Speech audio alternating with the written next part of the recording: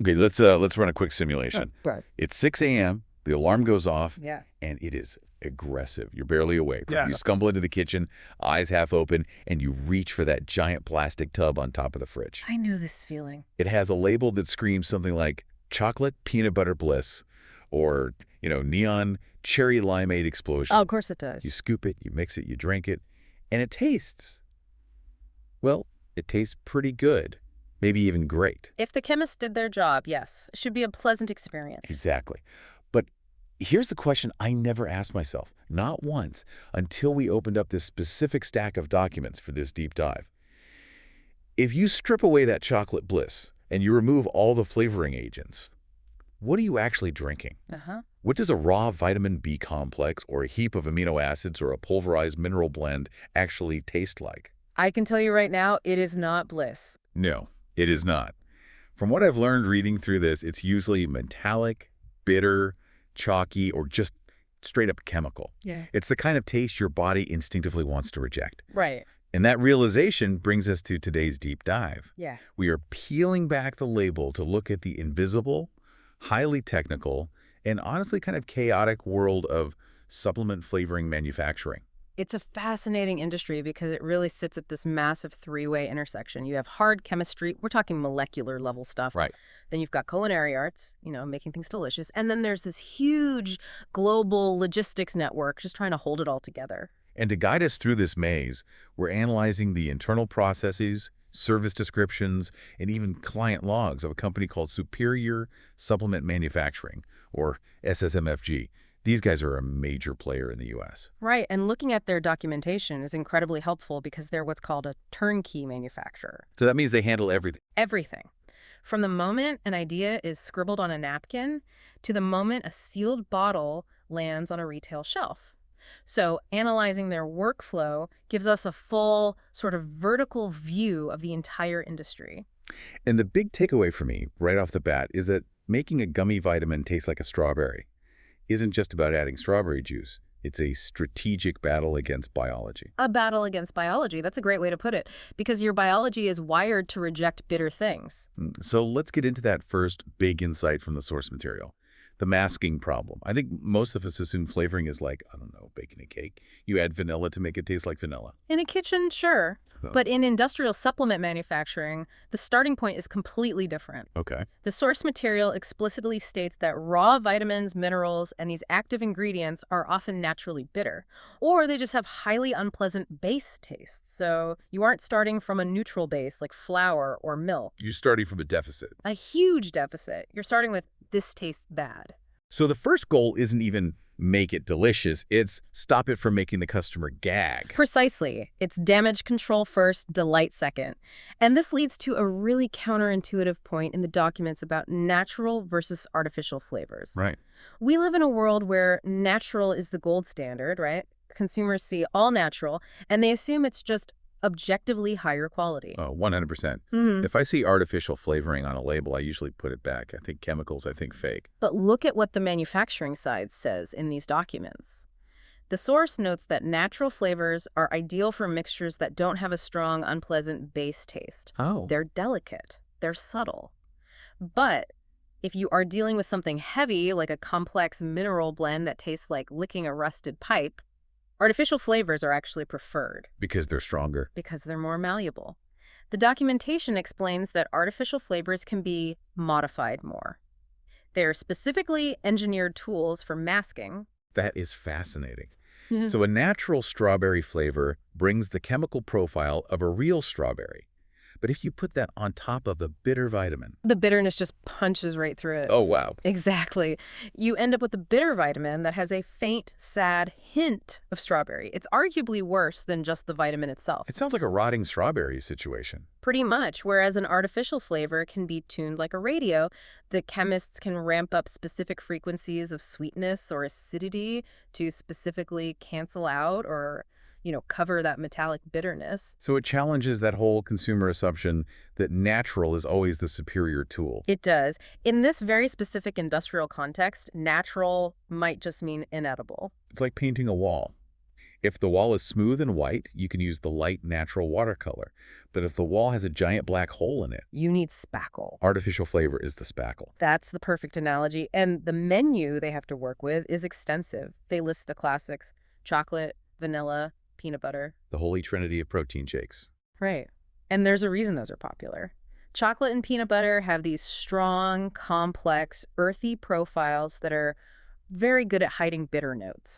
But the documents also list fruit punch, strawberry, grape, cherry. And then they get into custom combinations. You mentioned cherry limeade earlier. yeah, I saw that in the text. It sounds like something you'd get at a drive-in, not a health food store. But that's the goal. The source mentions that the whole point of having a unique and delicious flavor is to give customers a reason to keep choosing your brand in a super competitive market. That makes sense. If it tastes like medicine, you might buy it once, you'll hold your nose and chug it. But you will not buy it twice. That brings up the format issue. We're mostly talking about liquids, but the documents list powders, gummies, chewable tablets.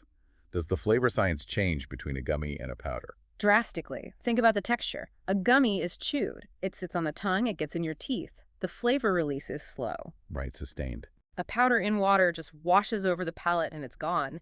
The delivery form, that's their term, dictates the entire chemical structure of the flavor. You can't just take the powder for a shake and dump it in a gummy mix. So let's walk through the actual process. I want to get into the R&D side, because this isn't just someone throwing a pinch of sugar into a vat. It sounds extremely rigorous. It is. According to the source, it starts with step 1, planning.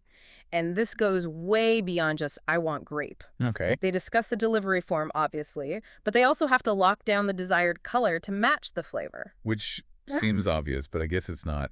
Does a cherry flavor have to be red? Psychologically, yes. Yeah. If you handed someone a gray sludge and said, this is cherry, their brain would reject it before it even hit their tongue. Right. We taste with our eyes. We do. So the manufacturer has to coordinate the flavor chemistry with the color chemistry. And this is also where all the paperwork comes in.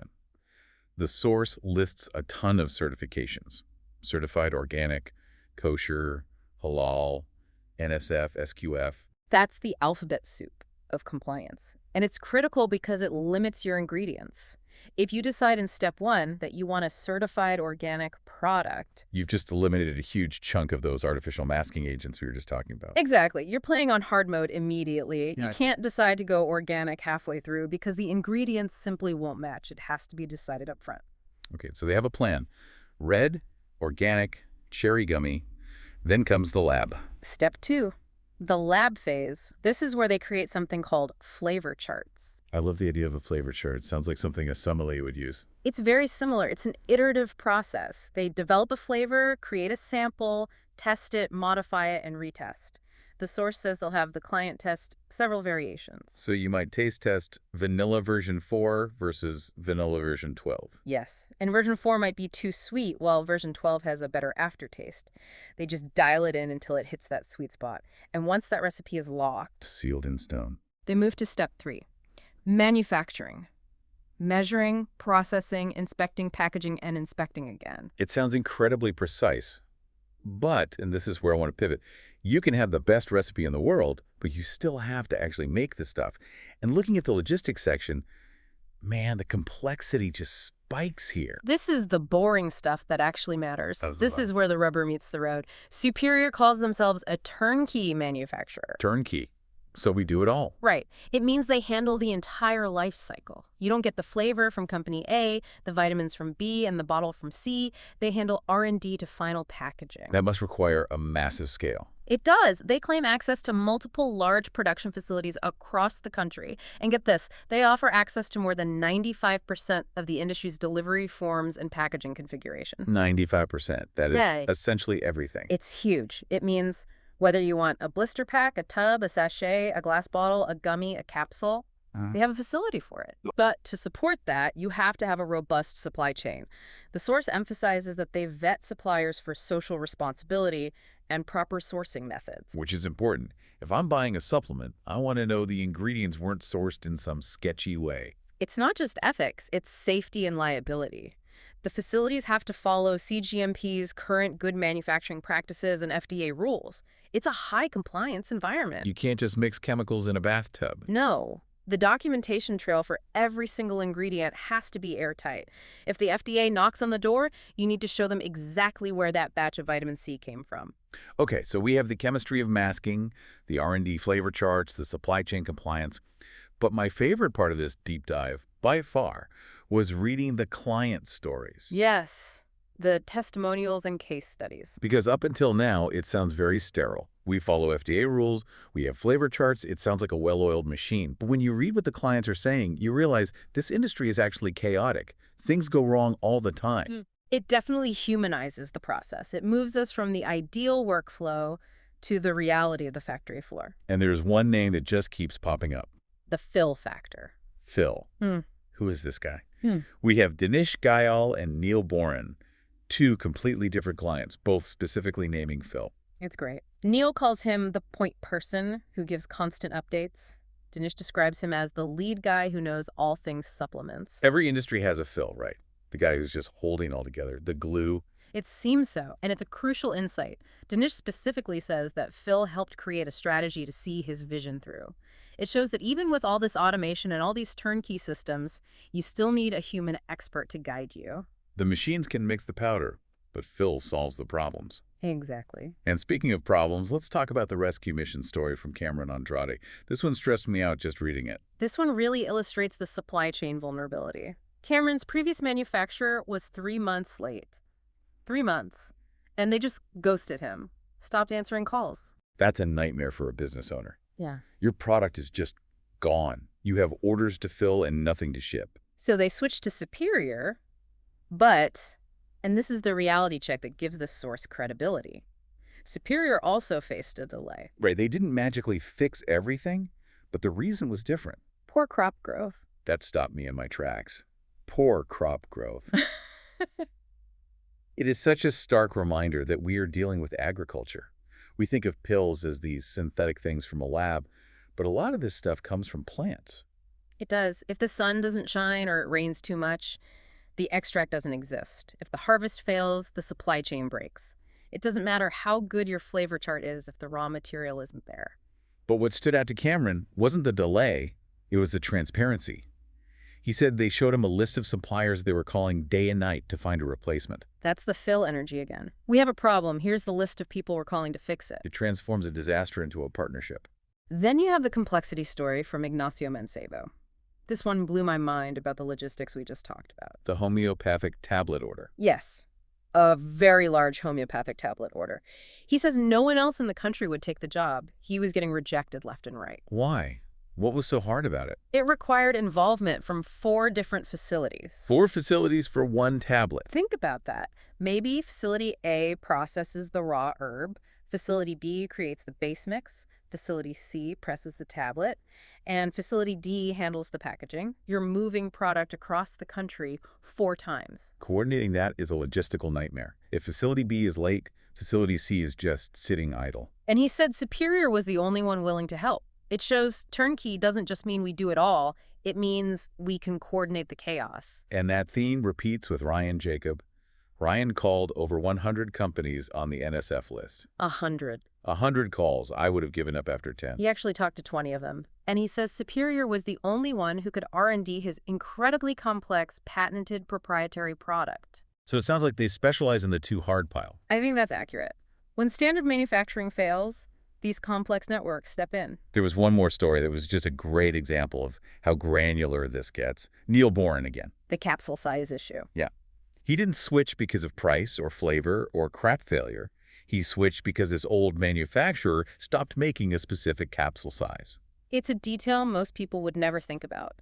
But if your brand, your dosage, relies on a size 00 capsule, and the factory says we only do size 0 now, your business is dead in the water. You can't just change the size without redoing all your labels, your bottling, maybe even your formula. It really highlights that it's not just about the powder. It's the physical object, the engineering of the pill itself. So it connects everything back to the beginning. We started with the taste, the cherry limeade. But to get that taste into a specific capsule size, coordinated across 4 facilities while dealing with a crop failure. That's a miracle of modern logistics. So let's bring it all home. When we look at this whole stack of documents, what's the big picture for someone listening? I think the big takeaway is that supplement flavoring is this high-stakes intersection. It's culinary art making, it tastes good, it's hard chemistry masking that inherent bitterness, and it's massive logistics moving ingredients and navigating regulations. It's definitely changed how I'm going to look at my protein shake tomorrow morning. It's not just a scoop of powder, it's the end result of a massive industrial ballet. It should. The next time you drink that smooth vanilla shake, realize two things. One, an artificial flavor might be the only reason you aren't gagging on bitter minerals. You're drinking a chemical mask. And two, And two, a guy named Phil probably had to call 10 suppliers to get the ingredients because of a bad harvest somewhere in the world. shout out to Phil, we appreciate the effort. Absolutely. Now here's a final thought to Dairon. The source highlighted something that I just can't stop thinking about. We talked about how artificial flavors are objectively better at masking bitter tastes than natural ones. Right. The spackle versus the watercolor. But as consumers, we are demanding more and more all-natural labels. We want the clean label, but we also want the bliss flavor. We want it to taste like candy, but be made of kale. That's the tension. So are we unknowingly forcing manufacturers to produce supplements that taste worse? Or are we driving a new wave of innovation where they have to invent new, natural ways to mask bitterness that we haven't even seen yet? The source leaves that unresolved. It's a fascinating tug-of-war between our ethics and our taste buds. And until that's resolved, I'll stick with the chocolate peanut butter, even if it's engineered. amen to that. Thanks for listening to this deep dive. We'll see you on the next one.